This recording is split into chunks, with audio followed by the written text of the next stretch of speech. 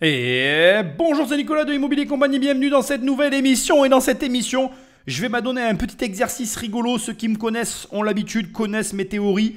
Sache que je suis un outsider, je vais dire ça comme ça. En tout cas, que je n'ai pas des pensées généralisées. Tu ne trouveras pas ce que tu vas entendre ici partout. Ce que je trouve intéressant et pourquoi je fais cette émission. Alors d'abord, tu le sais ou pas, d'ailleurs, je travaille sur un gros podcast et ça commence à faire plusieurs semaines. Même ça fait quelques mois que je travaille dessus. Et au moment où tu écouteras cette émission, malheureusement, je n'ai pas terminé. Je n'ai toujours pas décidé avec quelle matière j'allais travailler. Maintenant que j'ai terminé toutes mes recherches, je dois trouver les matières ordonnées. Enfin, c'est un gros travail. Mais quand tu l'auras dans les mains, ou plutôt dans les oreilles, tu seras heureux du résultat. Bon, en tout cas, ça c'est pour mon actualité. Ce qu'il y a de sûr, c'est que ce qui m'intéresse avec cette émission, c'est qu'on va parler de Hugo Décrypte. Alors d'abord, au cas où quelqu'un connaisse Hugo ou Tag ou j'en sais rien, c'est avec grande amicalité et bien évidemment grande gentillesse que je fais cette émission. Mon objectif n'est absolument pas de critiquer du tout. Mon objectif, c'est de te montrer qu'en fait, il y a, comment je vais dire, on est des êtres qui cherchons une forme de logique. Même dans les choses les plus illogiques, on va chercher une forme de logique. Et le truc qui est vraiment hyper intéressant, c'est que je pense qu'on est prêt à tout pour faire s'imbriquer des choses parfois qui ne sont pas du tout, qui n'ont aucun lien les unes avec les autres. Alors encore une fois, première chose que je répète tellement c'est important, je vais le dire autrement, comme ça on va être bien d'accord toi et moi, personne n'a raison, personne n'a tort. Je vais juste te proposer, à l'opposé de ce qui va être dit ici, un autre mode de raisonnement qui va aboutir sur une situation qui sera autant plausible que celle qui est mise en avant, pour te montrer qu'en fait, tu peux très bien réfléchir sur le même sujet de plusieurs façons différentes, que chacune de ces manières de réfléchir aboutit à un résultat cohérent pour lequel tu peux prendre certaines décisions plutôt que d'autres. Et la finalité de tout ça, c'est quoi?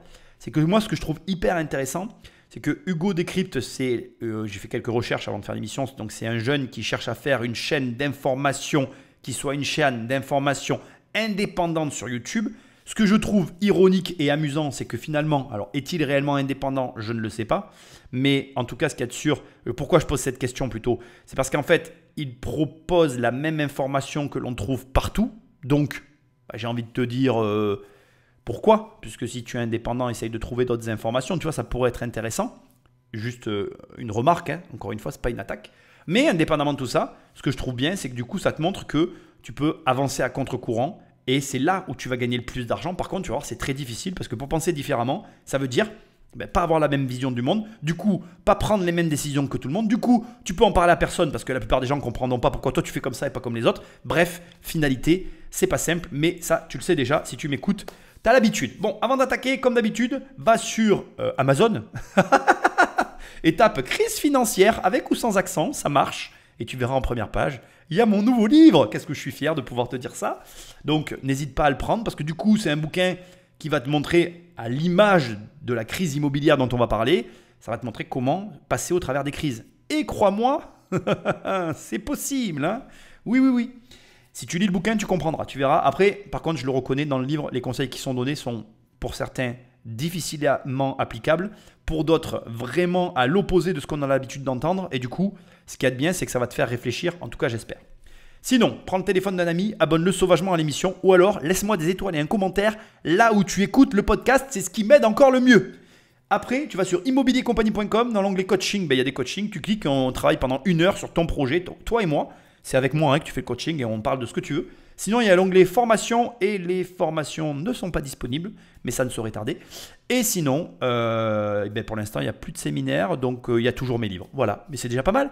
Allez Patrick, sans plus de transition, Magnéto. Une crise immobilière approche en France selon de nombreux spécialistes et pour d'autres, en réalité, cette crise, elle est déjà là. Au mois de juin, l'ancien ministre délégué chargé de la ville et du logement, Olivier Klein, expliquait sur France Info qu'il y avait un risque de bombe sociale avec le logement en France. Mais alors, que se passe-t-il? On va voir aujourd'hui que c'est un sujet très large et très important qui nous concerne tous. Salut, c'est Hugo, j'espère que vous allez bien. On est donc parti ensemble pour une nouvelle plongée dans l'actualité du jour. Alors, on va commencer par le début et je ne vais pas te cacher ma déception vis-à-vis effectivement de cette crise. Je dirais que pour moi, si crise il y a, le problème c'est que c'est pas assez violent. Ça va te surprendre, mais je vais te faire des petits calculs très simples, d'accord? Et on va être très clair, toi et moi, ça va aller très vite sur ce passage. Il y a une crise, voilà, c'est ce qu'on te dit.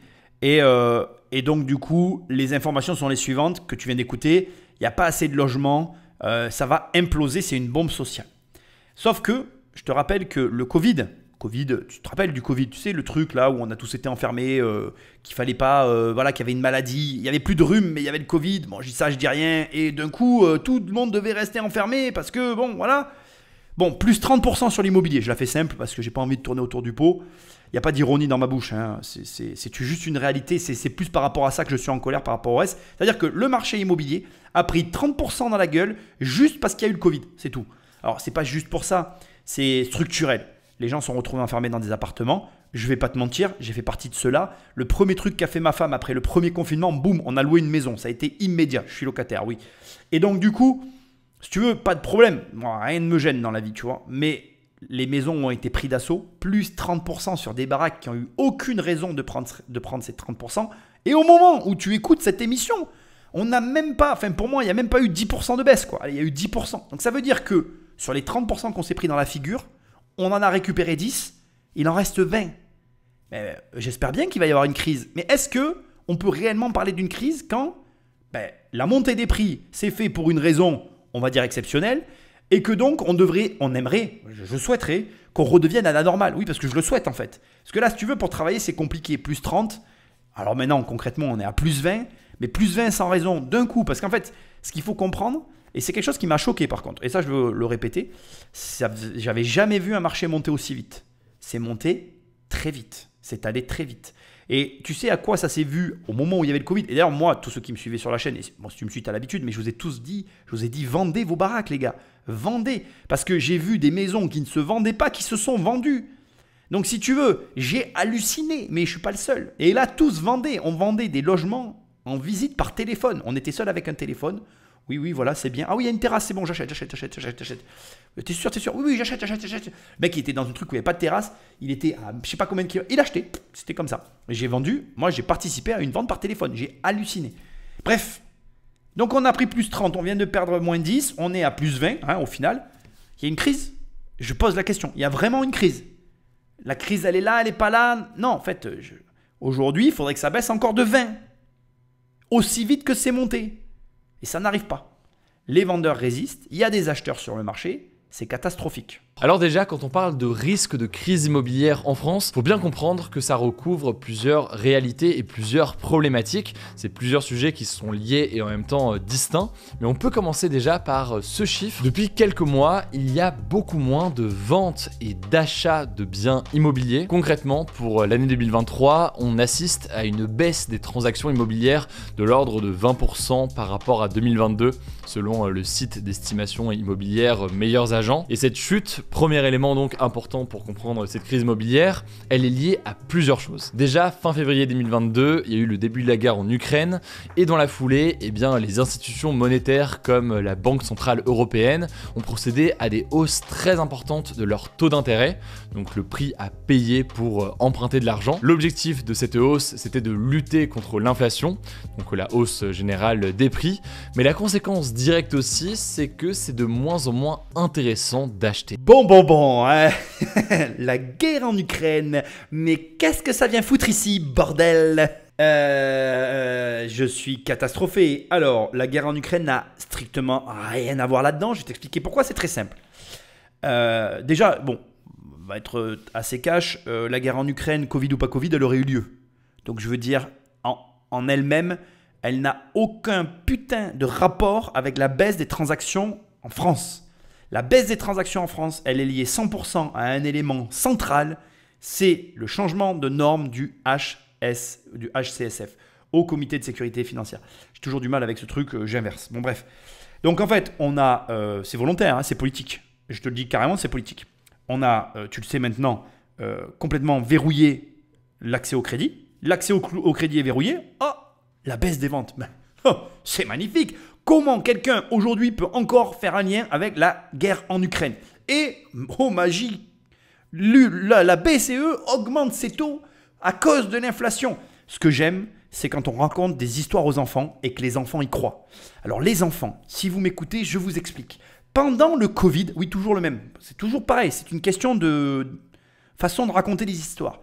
Il se trouve que les gentils dirigeants des différents pays qui ont gentiment voulu le Covid, enfin voulu, pas la maladie, ont voulu faire en sorte que leur économie continue à survivre parce que dans certains pays du monde où il y a vraiment beaucoup de taxes, ben si en fait il y a un truc comme le Covid, toutes les entreprises meurent en un mois. Et comme on fait partie du très beau pays qu'est la France, enfer fiscal préféré du monde de la planète Terre, eh bien la France a dû en urgence imprimer des billets. Ah oui, on va pas aimer comme je vais dire ça, non, c'est pas vraiment ça. Ils ont fait un prêt à la BCE. Bon, c'est une histoire qu'on raconte aux enfants. Vois ça comme tu as envie. Soit ça a été imprimé, soit ça a été un prêt. Tu vois ça comme tu as envie, ça c'est pas mon problème, c'est le tien. Mais en définitive, il y a eu tellement d'argent qui a été récupéré par le Covid que l'inflation, elle vient de là. Et donc, la BCE, en gros, si tu veux, c'est comme un robinet avec un stock d'eau. Imagine ça comme ça. Non, c'est peut-être pas la bonne histoire. On va prendre plutôt la baignoire. Ça sera plus facile. Tu as une baignoire avec une contenance. Et la baignoire, elle se vide à un certain rythme. Si tu remplis trop vite la baignoire, plus rapidement que ce qu'elle se vide, elle se vide, c'est les impôts. Hein. C'est les impôts qu'on collecte. C'est notre argent. Bien, en fait, ce qui se passe, c'est que la baignoire, elle déborde. Et du coup, l'État perd de l'argent. La baignoire. Et du coup, en fait, si tu veux, le truc qui se passe, c'est que on remplit la baignoire. On la remplit fort. Elle est ras le bord. Du coup, les impôts, il faut qu'ils collectent. Il faut vider, il faut aspirer. Mais on a un rythme. Donc, on ne peut plus remplir. Donc, on augmente les taux pour permettre que l'attrait, pardon, c'est mauvais terme, pardon, pour permettre que finalement on puisse correctement labourer, non, c'est mauvais terme, non, bon, je trouve pas les mots, tu vois ce que je veux dire, pour permettre qu'on puisse quand même récupérer l'argent sans que ça déborde et que ça fuit de tous les côtés. Donc en gros, si tu veux, comme pendant le Covid, on nous a filé trop de pognon, pour partie qui est encore là, hein, mais bon, on va pas non plus parler de ça, eh bien en fait, on se retrouve dans une situation où malheureusement, on est obligé d'augmenter les taux pour réfréner l'inflation. L'inflation, je te rappelle que c'est quoi? C'est la perte de valeur de la monnaie. Ouais, tu sais, le truc là, qu'en fait, ils font un peu ce qu'ils veulent avec, mais où toi, tu n'es pas informé de ce qu'ils font avec surtout. Parce que ça, c'est important. L'important, c'est que tu sois désinformé comme on est en train de t'informer, même sur Internet. Ça devient grave parce que finalement, si tout le monde te raconte la même histoire, tu vas finir par y croire. Ça m'embêterait. Donc, au bout du compte, donc si on écoute, donc les taux ont augmenté à cause de la guerre en Ukraine. Et en fait, tout vient d'Ukraine. Et ouais, je n'avais pas vu les choses sous cet angle. Et comme par hasard, en plus, je n'avais pas fait gaffe, il parle des fameux 20% qui manquent. Donc, oui. En même temps, je suis en train de réaliser que ça serait compliqué en même temps d'expliquer aux gens que finalement, c'est eux-mêmes qui ont créé le problème et que du coup, ils n'ont pas d'autre solution que de nous faire payer en fait. Mais en même temps, c'est pas comme si on était habitué. En effet, si vous voulez acheter un appartement par exemple, eh bien vous empruntez de l'argent, mais emprunter avec un taux qui a explosé et donc devoir rembourser beaucoup plus d'argent désormais à la banque, eh bien c'est beaucoup moins intéressant. Par ailleurs, c'est aussi des prêts qui sont de plus en plus durs à obtenir et donc si on résume, c'est plus dur d'obtenir un prêt, ça coûte plus cher.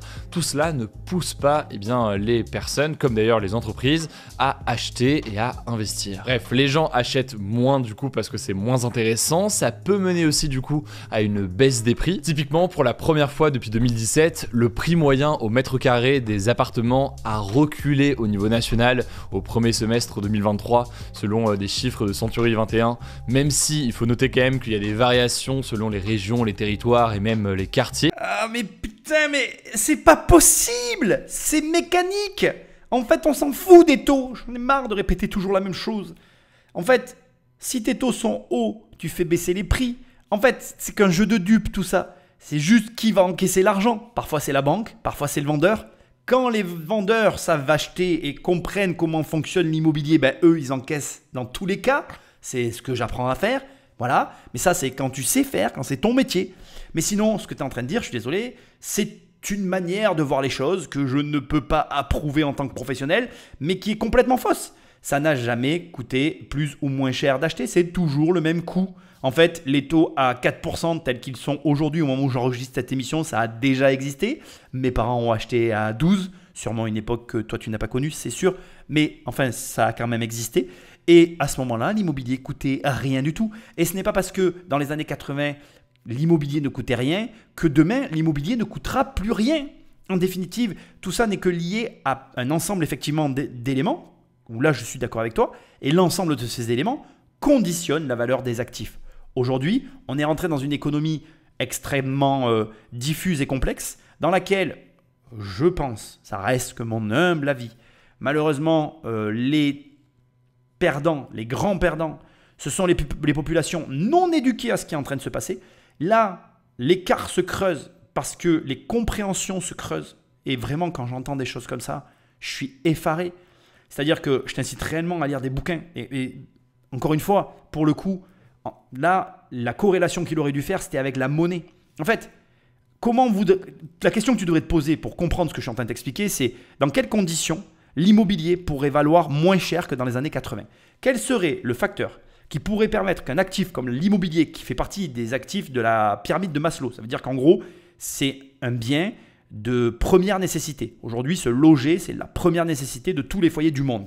Qu'est-ce qui pourrait faire qu'un tel actif d'une aussi grande importance devienne moins cher que ce qu'il est actuellement et qu'il reprenne les prix des années 80 ou des années 60 qu'ont connu nos parents? La réponse est extrêmement simple. La manière pour que les actifs reviennent à ce prix-là, c'est que l'argent redevient une réelle valeur. Aujourd'hui, l'argent que nous utilisons, que tu utilises, que j'utilise, que nous utilisons, n'est pas de l'argent qui a de la valeur. Donc comme l'argent n'a pas de valeur, le prix des actifs est surévalué. Et donc ça ne fait que grossir. Si tu comprends ce qui se passe avec l'argent et la monnaie, eh ben, tu comprends comment tu réagis et tu agis avec ton argent. Si tu ne comprends pas comme la plupart des gens, eh ben, tu es là, tu prends les choses de haut, tu veux que les riches soient taxés, etc. Sauf qu'en fait, ils ne peuvent pas taxer les riches. Parce que les riches savent sur quoi est bâti le système financier. Le système financier est bâti sur de la dette. Comme il est bâti sur de la dette, c'est très compliqué de taxer des gens qui sont endettés en fait. Oui, parce que ce que les gens qui n'ont pas d'argent ne comprennent pas, c'est qu'il y a ceux qui n'ont pas d'argent et qui subissent leur dette parce qu'ils la subissent de manière à ce qu'elle les appauvrisse. Et il y a ceux qui ont de l'argent et qui gagnent de l'argent avec leur dette. Et ça, après, moi, je fais que essayer de te l'expliquer, mais si tu veux comprendre, tu tapes crise financière, tu as mon livre qui apparaît et tu verras dedans, je t'ai repris un moment de l'histoire de France, Cocorico. En plus, c'est vrai, c'est vraiment un moment de notre histoire qui est vraiment très, très, très explicite sur ce que symbolise la monnaie et ce qu'elle permet de faire et de ne pas faire. Et quand tu auras lu ce passage, tu vas dire « Ah putain, je crois que j'ai compris ». Et à ce moment-là, tu comprends que, en définitive, ce qu'il vient de dire, c'est que de la mécanique. Si les taux remontent, tu dois acheter moins cher le bien qu'il y a en face. Et si tu n'arrives pas à l'acheter au prix qu'il faut que tu l'achètes, tu ne l'achètes pas. En fait, c'est aussi simple que ça. Et c'est tout.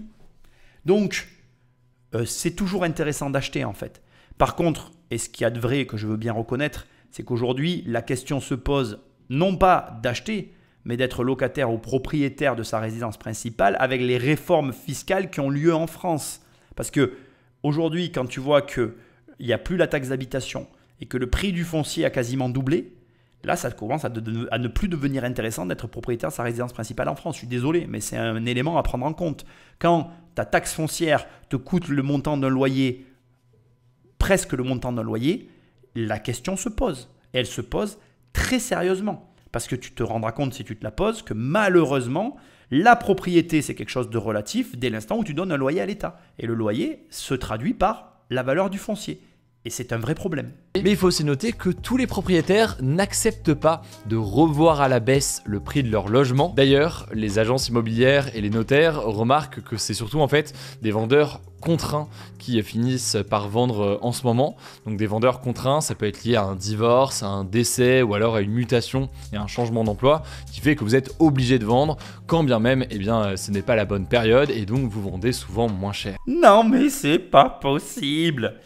Alors, comment je vais t'expliquer ça? Je vais essayer de le faire de la manière la plus simple. Les vendeurs contraints, ça n'existe pas vraiment en fait. Quand tu vends, tu as besoin d'argent. Donc en fait, après, c'est non pas la contrainte qui va s'appliquer, c'est le besoin d'argent. Pourquoi un vendeur vend? Parce qu'il a besoin d'argent. Tu vas me dire que c'est une lapalisse, mais tu vas comprendre le bout de ma réflexion.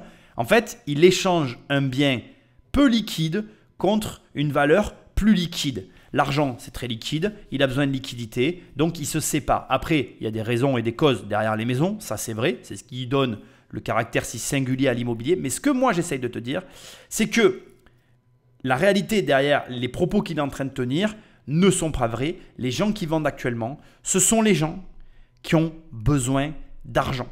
Et quand tu vends, tu as toujours besoin d'argent. Il existe des vendeurs, et croyez-moi, nous on en connaît, on a des vendeurs qui n'ont pas besoin d'argent, qui sont bloqués sur leurs biens, et c'est plutôt l'inverse d'ailleurs qui existe. Les gens qui sont bloqués sur leurs biens, ce sont soit parce qu'ils ont des attaches sentimentales, soit parce qu'ils ont des convictions profondes. Mais c'est pareil, c'est affreux ce que je vais te dire, mais en fait, c'est un défaut de négociation.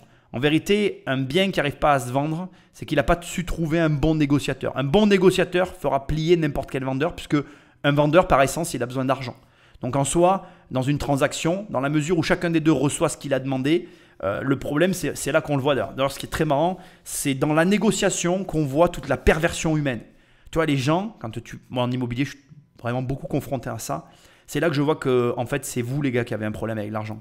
Parce que les gens se disent « Ah ouais, mais moi j'en veux ce prix-là, j'en veux pas moins. » Parce que c'est toi qui colle ton ego dessus, qui met ta valeur dessus. On dirait que la valeur de ta maison, c'est ta valeur d'être humain. Mais n'importe quoi. Enfin mec, quand tu vends ta maison, tu veux juste de l'argent. Que je te donne 100 € ou que je te donne 100 000 €, c'est la même chose, c'est de l'argent. Donc c'est pas la somme que tu voulais, c'est vrai, mais c'est ce que tu voulais, c'est de l'argent. Après, ce qui te fait mal dans ce que je suis en train de te dire, surtout quand je te négocie, c'est qu'en fait, le prix que toi tu t'étais fixé, c'est pas le prix de la réalité. Ça c'est triste. Mais ça veut dire que tu ne connais pas ton job. Et comme tu n'as pas pris le temps d'apprendre, tu n'as jamais lu le livre sur le sujet, comme la plupart, tu n'as jamais rien fait, mais en fait, tu es surpris et vexé que ça ne se passe pas comme tu veux. Mais en définitive, c'est toi-même qui t'es mis dans cette propre position. Et contre ça, personne ne peut rien. Donc du coup, comment ça se passe? Et je te réitère mon laïus, parce que je veux que ce soit bien clair. Les mecs, en général, qui sont comme ça, butés, bornés sur leur prix. Ils sont butés, bornés sur leur prix, mais au bout d'un moment, le marché finit par avoir raison et ils se font tordre. Alors bien évidemment, l'histoire, à titre posthume, me donnera tort puisque le Covid m'aura fait mentir. Mais enfin, bon ça, tu me l'accorderas, c'était un événement imprédictible. Donc tant mieux pour tous ceux qui m'ont donné tort à ce moment-là. Mais je veux dire, à part ces circonstances, la plupart du temps, tu peux tabler sur le scénario que je viens de te donner. C'est comme ça que ça se passera. Parce qu'à l'arrivée, c'est le marché qui a raison. C'est pas toi. Et comme moi, j'aime à le répéter, moi, je ne fais qu'une chose. Moi, j'essaye de coller au marché. Si je colle au marché, je gagne de l'argent. Si je gagne de l'argent, c'est pas moi qui ai eu raison. J'ai juste eu une bonne analyse. Moi, je ne cherche pas à avoir raison, je ne cherche pas à avoir tort. J'analyse les choses. J'ai une analyse. Elle est ce qu'elle est. Je sais où je vais. Je sais comment je dois être. Et si c'est OK, c'est parti. Donc, comprends-le.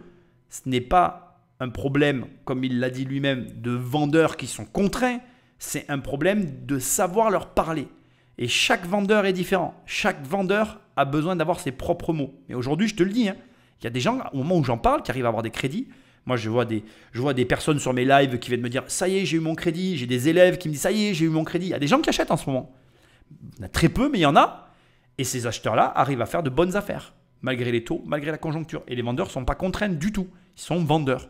C'est juste un marché de gré à gré. Il faut arriver à s'entendre, arriver à discuter et à signer l'opération. Premier élément donc, un marché comme ça qui, du fait des taux d'intérêt, ralentit. Deuxième élément qu'on peut noter maintenant, c'est le fait que la production de nouveaux logements est jugée insuffisante, alors qu'on assiste en parallèle à une augmentation de la population. Fin juin, ce chiffre était en baisse de près de 20% sur un an, selon les chiffres du ministère de la Transition écologique. Et la raison, selon Thierry Repentin, qui est maire et coprésident du groupe de travail logement de l'Association des maires de France, c'est que les maires, selon lui, ont de lourdes contraintes qui les obligent aujourd'hui à être beaucoup plus exigeants sur les projets de construction. Parmi les contraintes, il y a notamment des réglementations environnementales plus strictes pour faire en sorte qu'on ait des logements qui soient davantage isolés. C'est des contraintes qui sont absolument nécessaires d'un point de vue de lutte contre le changement climatique, mais qui peuvent donc ralentir la construction et venir, on va dire, ralentir ce marché, sachant que en parallèle, on l'a dit, il y a ces éléments d'avantage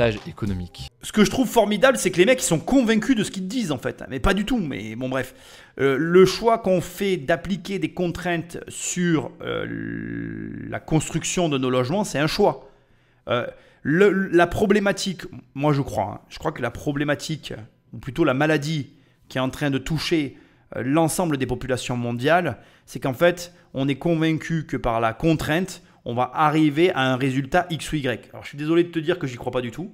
Et je suis désolé de te dire que pendant que nous, on est en train de s'embourber dans des réflexions bien peu efficientes, on a des pays comme l'Inde qui, eux, s'encombrent pas du tout. Eux, ils avancent, les mecs. Et ils s'en carrent l'oignon comme tu peux pas t'imaginer. Ils sont dans leur délire et ça roule.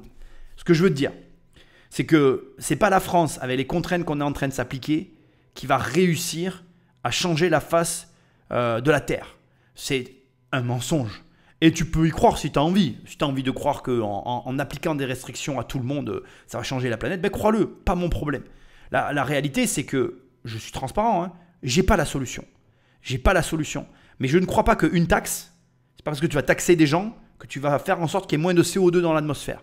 Je pense que l'intelligence voudrait qu'on se retrouve dans un, comment je dirais, qu'on essaye de proposer des solutions viables, des solutions qui amènent des résultats. On est dans la théorie pure. Aujourd'hui, quand tu vois qu'il y a des bâtiments qui ont traversé les âges et les époques et que ces bâtiments se retrouvent inhabitables si on en suit les fameux DPE et les contraintes écologiques auxquelles on n'a pas le choix, parce que si on ne les fait pas, la planète va mourir. On sera mort que la planète sera encore là, je te le dis, parce que je le sais, tu le sais, on le sait tous. C'est juste qu'on est tellement arrogant pour ne pas le reconnaître que, voilà, on s'autodétruira avant même que la planète s'autodétruise elle. Elle nous survivra, je ne suis pas inquiet. Mais par contre, voilà, infliger ça aux populations n'a aucun sens. Je pense que ça serait plus intelligent de se dire comment on pourrait aider les territoires qui sont en développement pour se développer écologiquement et pas comme nous. Parce que ça aurait plus d'impact que ce qu'on est en train de faire là, par exemple. Et en plus, ça serait une manne, comment je dirais, d'échanges commerciaux intéressantes pour les pays. Que là, on prive une population, même pas au détriment d'une autre, parce qu'à côté, ils font n'importe quoi en fait. Ça n'a aucun sens. Et ben, à l'arrivée, tu frustres les gens et tu n'empêches pas la pollution.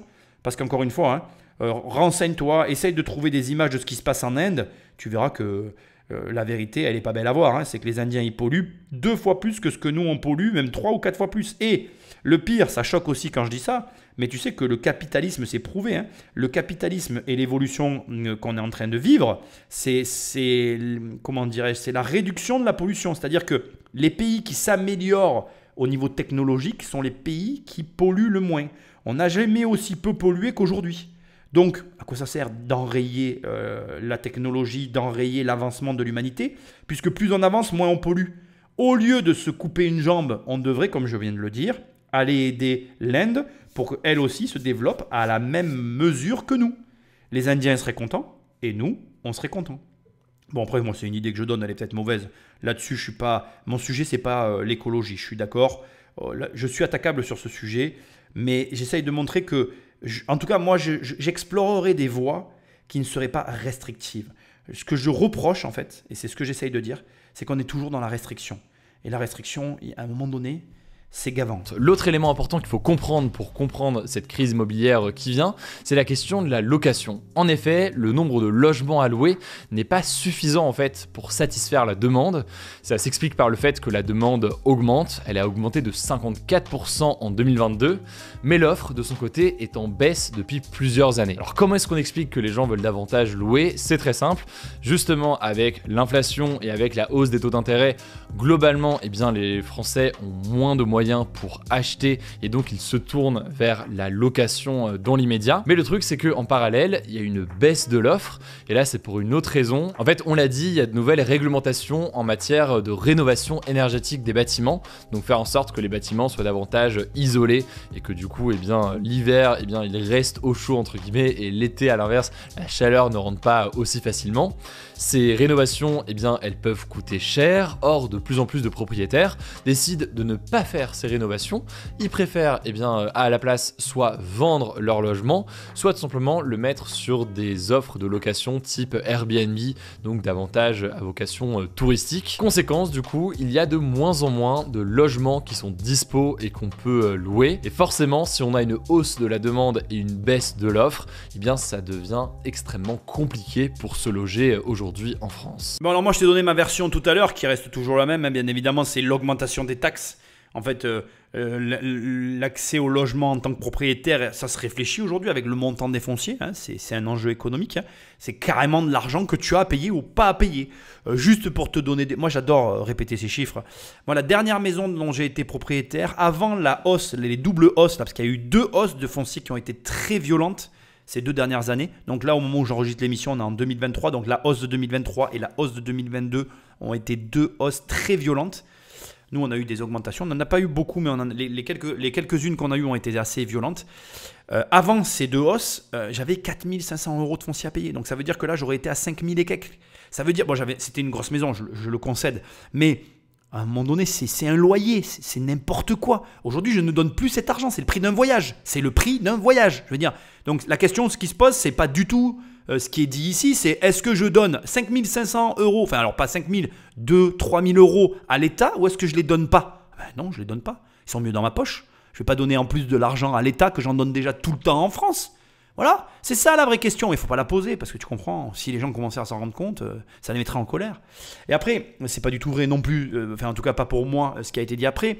Après, la mécanique, elle est pareille. C'est-à-dire que le problème qui n'est pas précisé ici, c'est que les rénovations qu'on demande à faire n'ont aucun sens. Et en plus, non seulement elles n'ont aucun sens, mais les gens n'ont pas envie de les faire parce qu'elles sont aléatoires et que le gouvernement aujourd'hui est très changeant sur les DPE. Et que en plus, tu vas faire venir 3, 4, 5 gars, tu vas avoir 5 DPE différents. Ça n'a aucun sens. Tu demandes à faire des choses à des gens pour lesquels ces mêmes personnes se demandent eux-mêmes quels résultats ils vont obtenir. Parce que le résultat n'existe que enfin voilà, il n'existe même pas en fait. Finalement, il y a un gars qui vient, il te donne une note, il y en a un autre qui vient, il te donne une autre note, puis après tu prends celle qui t'arrange. Mais ça veut dire quoi en fait? Ça n'a aucun sens. Donc en fait, tu te dis, ouais, je vais vendre, c'est trop compliqué.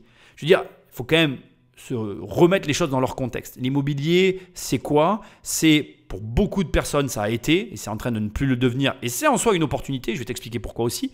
Ça a été pendant longtemps pour beaucoup de gens un complément de retraite. Donc il y a beaucoup de gens d'une génération qui sont toujours présents actuellement, qui ont des logements qu'ils ont achetés pour louer, pour compléter leur retraite. Et les années ont passé, nos chers et tendres dirigeants, je vais employer ce terme parce que je me demande ce qu'ils dirigent, mais ils dirigent quelque chose apparemment parce qu'ils font des choses, ont pondu des lois et des lois et des lois que moi-même je subis comme tout le monde. Ces lois ont complexifié l'immobilier au point où aujourd'hui, un truc normalement très simple, qu'un idiot sur le papier est capable de comprendre. Je veux dire, l'immobilier, je peux l'expliquer à n'importe qui, tout le monde le comprend. Tu achètes un logement, tu le loues, la personne dans le louant, elle habite dedans, tu touches de l'argent. C'est facile, c'est compréhensible, c'est tout ce qu'on veut, d'accord? Aujourd'hui, c'est devenu très compliqué. Il y a des conditions à respecter pour louer, il y a des loyers, des zones tendues, des zones pas tendues, il y a des permis de louer. Donc les gens, quand ils voient tout ça, ils s'arrachent les cheveux, ils disent « Wow, maman, qu'est-ce que c'est que ce barouf ?» C'est comme si ça suffisait pas dans notre très beau pays de l'égalité, la fraternité. Eh bien, quand tu payes pas de loyer, tu peux rester à l'intérieur. Donc les gens se disent « Attends, c'est une grosse arnaque. » Donc les gens s'en séparent des logements de complément de retraite, du coup ils veulent plus louer. Mais moi tout ça, ça me fait rire parce qu'en fait les mecs qui dirigent, les dirigeants, ils récoltent juste ce qu'ils ont semé en fait. Moi je trouve ça génial. Parce qu'en fait là, ils sont en train de créer des opportunités pour les mecs comme moi et qui m'écoutent. Parce qu'en fait là, mec, si tu m'écoutes et que tu comprends tout ce que je suis en train de te dire, achète bordel, achète. Les gens vendent des logements qui croient être inhabitables. Ils sont tout à fait habitables les logements. Tu verras que dans quelques années, je la vois venir. Je la connais l'histoire. Tu sais pourquoi? Parce que je l'ai peut-être un petit peu déjà vécu aussi. C'est vrai, les gens diront « Ah ouais, mais toi, t'as connu cette époque, t'as eu la chance d'acheter quelques apparts à des prix vraiment cassés. » Ah ouais, ben oui. Mais à cette époque-là, les gens disaient que c'était de la merde quand même. Ça, vous oubliez quoi. Mais bon, bref. Achète ces logements que les mecs ils vendent parce qu'ils s'arrachent les cheveux sur j'arrive pas à le dire, sur les législations, sur tout ce qui a été mis en place. Achète-les là maintenant. Parce qu'en plus, il n'y a que quelques menus travaux à faire pour être dans les lettres cohérentes pour louer. Fais-le, le temps que l'État continue à s'embourber dans son petit système et qu'il se rende vraiment compte qu'il perd trop d'argent. Tu verras comment la machine arrière sera belle et tu verras que les prix des logements reviendront ce qu'ils étaient. Et tu te diras, putain, j'ai fait des bonnes affaires. Ben ouais, tu as fait des bonnes affaires. Bien oui. Alors, j'en reviens donc à ma petite histoire parce que là, j'ai complètement divagué, mais tu sais que j'aime ça et je sais que tu aimes aussi. Je reviens au truc. Le délire, c'est quoi? Il est très simple. C'est que donc, ces personnes, elles vendent leur logement parce que c'est trop compliqué. Je les comprends, c'est vrai que c'est très compliqué, mais il y a des gens comme moi qui n'ont pas peur de la complication, donc qui achètent, mais bref, ils vendent leur logement. Qu'est-ce qu'ils font? C'est des personnes, c'est des baby-boomers qui ont de l'argent, qui ont de l'arriéré financière. Ils n'ont pas besoin de cet argent. Ils donnent l'argent à leurs enfants. Nous, on les voit. Les mecs, ils arrivent, ils ont de l'apport. Moi, je vois des petits jeunes, ils arrivent avec de l'apport. Je me dis, mais d'où ils sortent tout ce fric, bordel? C'est pas possible. Ça pousse dans leur arbre. Je comprends pas. Expliquez-moi. Et en fait, quand tu discutes un peu, c'est souvent le même schéma. Ben, mon père, il avait un logement, il a vendu, il n'avait pas besoin de l'argent. Il m'a fait une donation. J'ai de l'apport pour acheter ma maison. Et du coup, l'État, il est dans une situation. Alors vraiment, je suis honnête, c'était imprévisible. Je pense que même moi, parce que le pire, c'est que je les critique, parce que c'est de bonne guerre, on aime bien les critiquer, on est des Français, après tout, c'est notre ADN de critiquer, mais on va dire que dans le mouvement, dans le move dans lequel ils sont, il y a des choses que j'arrive à comprendre. Ils ont raison d'inciter à la rénovation. Il y a énormément d'immeubles encore qui sont vides, qui ne sont pas habités. L'immobilier, bon ça c'est encore d'autres choses, mais tu as des gens qui le pratiquent de manière très particulière et qui du coup, surtout en France, vont maintenir des biens dans des états lamentables pendant plusieurs années. Bref, volontairement, et c'est pas trop logique. Donc il y a matière à rénover le parc existant et je pense qu'effectivement sur ce point-là ils ont raison. En incitant à la rénovation, ils devraient débloquer des logements qui sont actuellement bloqués, on ne sait pas trop pourquoi. Bref, la finalité c'est que aujourd'hui, là ce qui est en train de se passer, personne ne pouvait le prévoir et malheureusement pour eux ça ne marche pas comme ils voulaient. C'est-à-dire que ce qu'ils auraient aimé qui se passe sur le marché immobilier n'arrive pas. Mais parce qu'en fait on ne peut pas jouer aux apprentis sorciers, ça reste un marché de gré à gré, c'est le marché qui finira par avoir raison. Et donc on a des gens qui ont de l'apport, on a quand même encore des personnes qui arrivent à acheter. Le marché n'est pas arrêté, ça ne baisse pas comme ils voudraient que ça baisse et comme je voudrais que ça baisse moi aussi. Moi j'aimerais que ça baisse plus violemment, ça n'est pas assez violent, mais malheureusement on est obligé de faire avec. Et donc finalité, on se retrouve sur un marché qui continue à avoir des transactions sur la partie transactionnelle.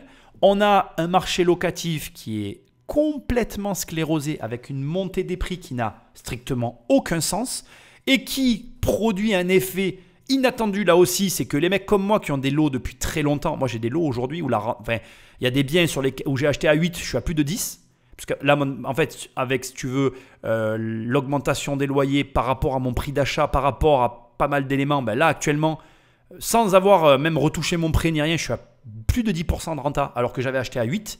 Donc mon 8 s'est transformé en 10 parce que l'augmentation des loyers a été tellement importante que voilà. Et tu te retrouves aussi, et ça c'était aussi imprédictible, avec des mecs toujours pareils comme moi qui se retrouvent à vendre et à pouvoir acheter des nouveaux trucs et qui donc grossissent. Enfin, ça n'aboutit pas au résultat qu'ils souhaitaient, je le pense, parce que je pense que l'augmentation des loyers, ils ne l'avaient pas vu venir, moi non plus d'ailleurs. Et ça, je ne pense pas que ça peut durer parce que c'est très compliqué. Aujourd'hui, pour trouver un logement à la location, c'est un enfer. C'est un enfer. Et si tu cherches une maison, tu es dans le troisième cercle des enfers. Tu es avec Dante et en train de te battre contre les démons du troisième cercle. C'est la fin des temps. Tu es dans l'apocalypse. Voilà, je n'ai même pas de mots. Les baraques partent, c'est incroyable. Donc c'est vrai que je ne pense pas que ça soit prédictible. Je ne pense pas du tout que ce soit lié aux éléments qui sont évoqués malheureusement par Hugo. Mais je pense en tout cas que c'est une opportunité terrible et que ceux qui sont en train de la saisir ne le regretteront jamais. Bon, mais là on parle de façon assez large et c'est des éléments qu'on a pu d'ailleurs déjà évoquer dans les actus du jour ces derniers jours, mais de façon plus précise aussi en ce moment, il y a une vraie urgence, y compris et surtout même pour la question des logements sociaux, donc les logements destinés à des personnes qui ont des difficultés à se loger. En effet, le nombre de demandes continue de s'allonger. Très concrètement, fin 2022, 2,42 millions de ménages étaient en attente d'un logement social. Et la présidente de l'Union sociale pour l'habitat, Emmanuelle Cos, interrogée par France Info ce mardi, estime qu'il faudrait en produire environ 198 000 chaque année pour faire face à la demande, et ce, alors que le ministre du Logement a annoncé la construction de 85 000 nouveaux logements d'ici 2023. En gros, je vous la fais courte, mais les spécialistes estiment que le rythme ne va pas assez vite pour faire face à cette demande. Une demande évidemment essentielle pour les personnes les plus modestes qui ont besoin de ces logements sociaux pour s'en sortir et arriver à être logés. Bon, cette partie de la crise du logement social, elle va être traitée en 2 minutes. On est sur un état, on est face à notre état qui est surendetté, qui a plus de thunes.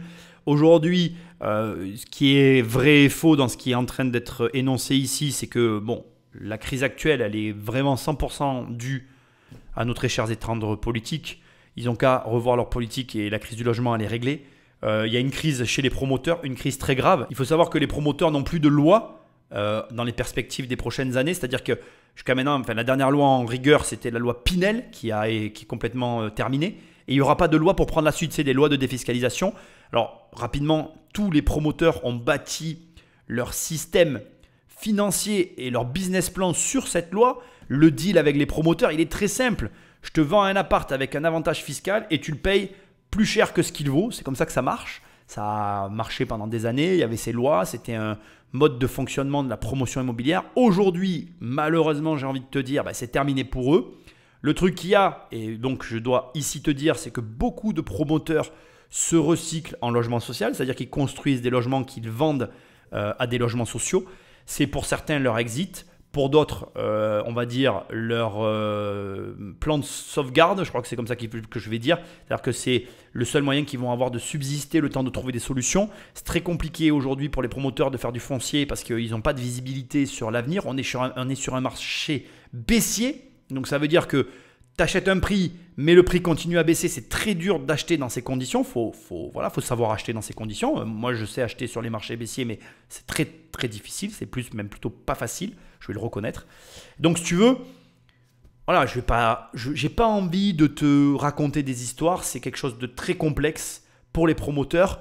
Et j'ai pas envie que tu crois que parce que les promoteurs avaient de l'argent, ils ont les moyens de passer cette crise. Non, ça marche pas comme ça. Les promoteurs ont une situation qui est très particulière. Ils ont du stock, ils ont du délai. Il faut que tu saches que c'est de l'argent immobilisé pour des longues périodes. Leur paiement se fait par fraction. Souvent, l'argent d'une opération est réellement vu à la livraison complète. Il faut qu'ils aient fini la totalité du programme. Quand ils ont ce qu'on appelle des queues de programme, parfois, c'est leur bénéfice. Donc, du coup, ils sont en attente d'argent. C'est un métier, je ne vais pas tout expliquer ici dans ce podcast, ce n'est pas le but, mais c'est un métier super particulier.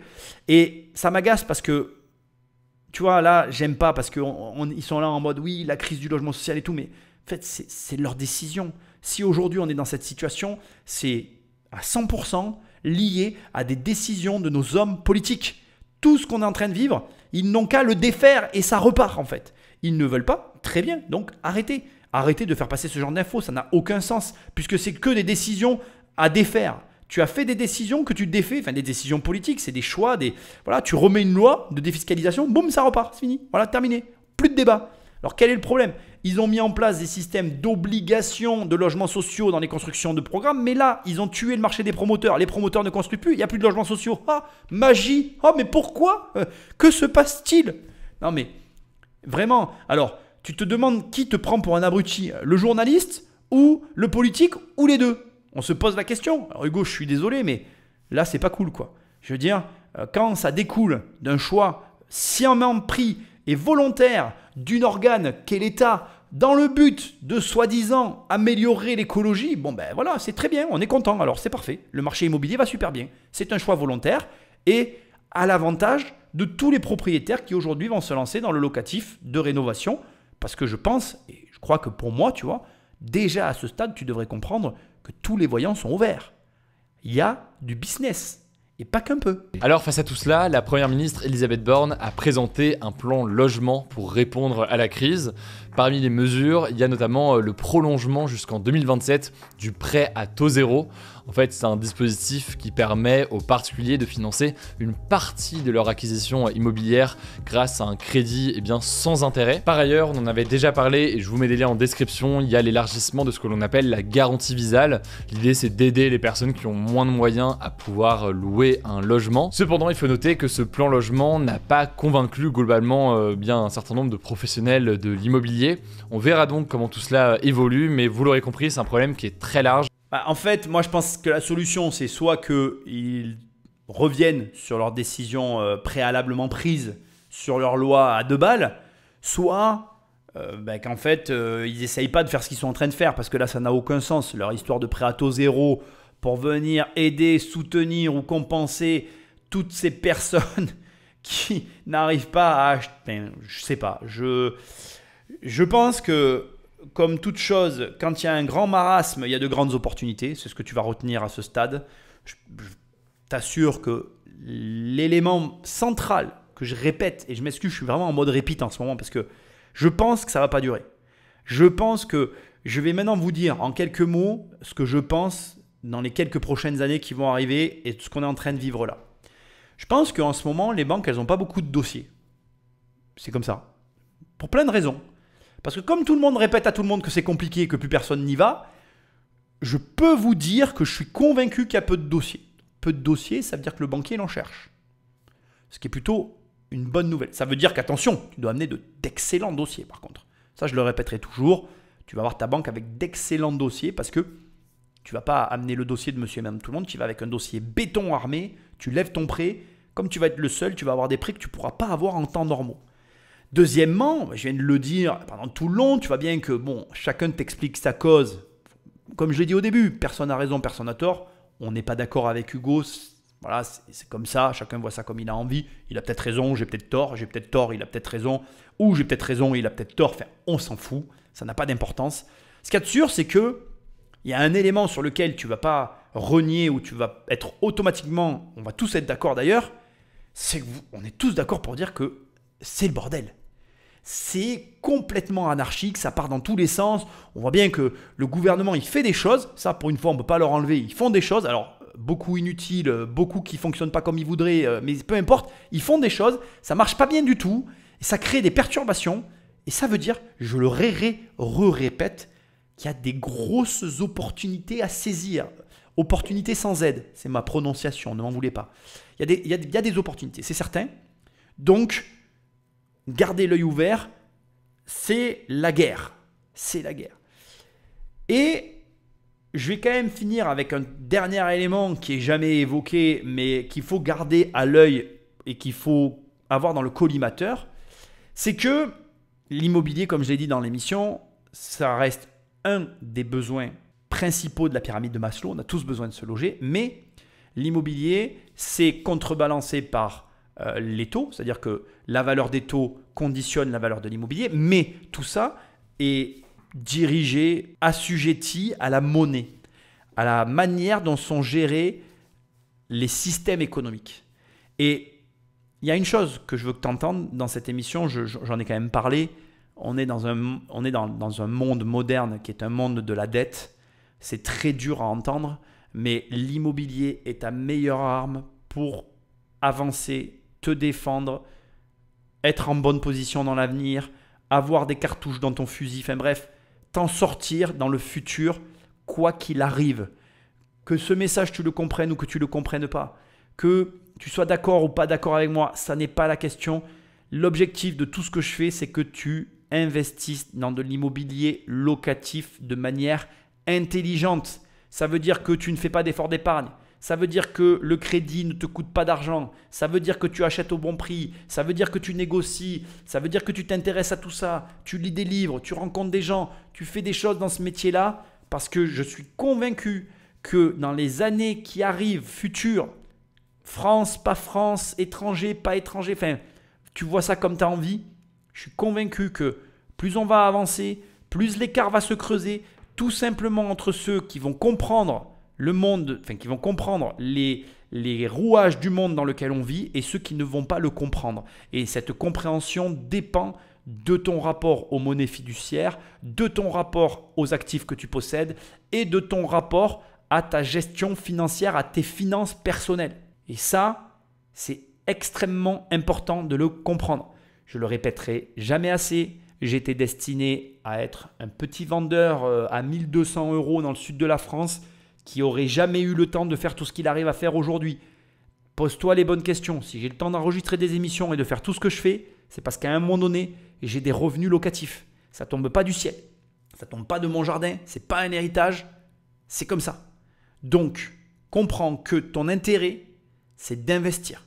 Si tu investis, tu me remercieras. Si tu n'investis pas et que tu te rappelles de mes paroles, tu le regretteras. Et j'espère me tromper, mais a priori, en tout cas, toutes les personnes que j'ai fait investir ne le regrettent pas, donc je ne pense pas me tromper. Mais bon, voilà, fais ton chemin et pas la peine de m'écrire pour me demander par quoi je commence. Le meilleur début, c'est d'acheter des livres. Lis des putains de livres. C'est pas cher, c'est accessible. Maintenant que j'écris des livres, je peux te dire que ça demande un travail de titan. En tout cas, quand tu écris un vrai livre et que tu réfléchis sur ce que tu écris, ça demande beaucoup de travail. Et donc, cette réflexion, tu la récupères dans ta tête et ça te fait gagner beaucoup d'années. Voilà. Donc, ton humble serviteur espère que ça t'aura fait réfléchir et je te souhaite de bien investir. Laisse-moi des étoiles et un commentaire là où tu m'écoutes. Va sur Amazon, tape riche ou tape crise financière. Dans les deux cas, tu as un de mes livres qui apparaît en premier. Tu cliques, il arrive dans ta boîte aux lettres et tu fais avancer ta réflexion. Et moi, je te remercie d'avoir écouté cette émission. Encore une fois, j'adore ce que fait Hugo. Voilà, après que j'ai découvert ce truc, j'ai regardé un peu ce qu'il faisait, je trouve ça super. L'information, c'est comme ça. Chaque information, elle a sa valeur. Je ne remets pas en cause. Son information, elle est cohérente, elle a une forme de logique. Ce n'est pas la même que la mienne. Ce n'est pas grave. L'important, quoi que tu crois, c'est que tu passes à l'action. Je te dis à très bientôt dans une prochaine émission. Salut!